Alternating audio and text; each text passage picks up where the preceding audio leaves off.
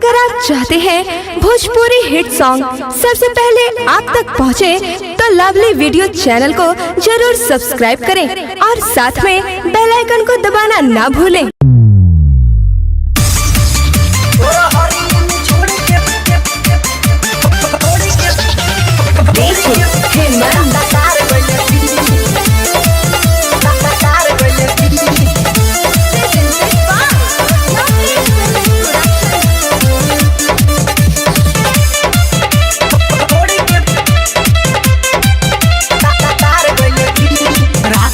छोड़ी के चल गईल, मजा सजा में बदल गईल, मजा सजा में बदल।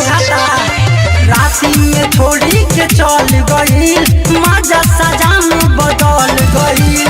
राती में छोड़ी के चल गईल, मजा सजा में बदल गईल। कैसे सज के स्वाद रोज मिली, हाँ मिली।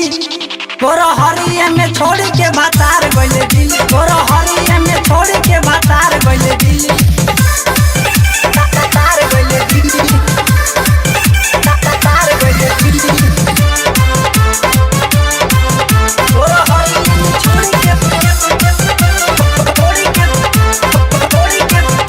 भातार गइले दिल।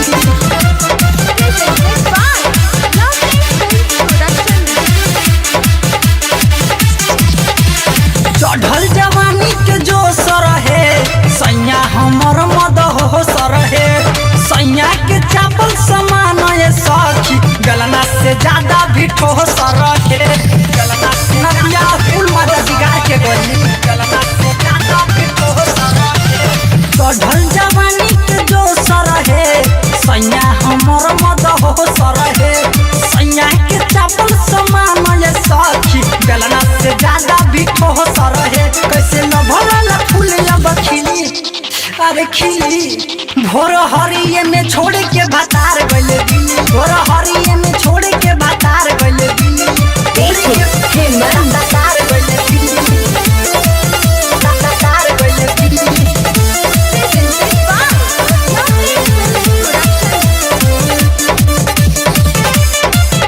भातार गइले दिल। रोजे सपनवा सतावेला, याद बड़ी तरफ पावेला। ले गहिले छीन के चैना सुमन, अखिया में नींदियो न याद हेला। बड़ी याद आवता ये सखिया। रोजे सपनवा सतावेला, याद बड़ी तरफ पावेला। ले गहिले छीन के चैना पर भी, अखिया में नींदियो न याद हेला। अमित अमर संग खाई चिकन चिली, हाँ चिली।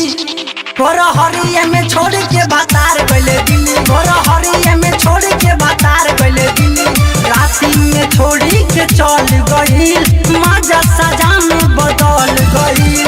राती में छोड़ी के चल गईल, मजा सजा में बदल गईल। कैसे सज के स्वाद रोज मिली, हाँ मिली। तोरा हरिया में छोड़ के भातार गइले दिल, तोरा हरिया में छोड़ के भातार गइले दिल, तोरा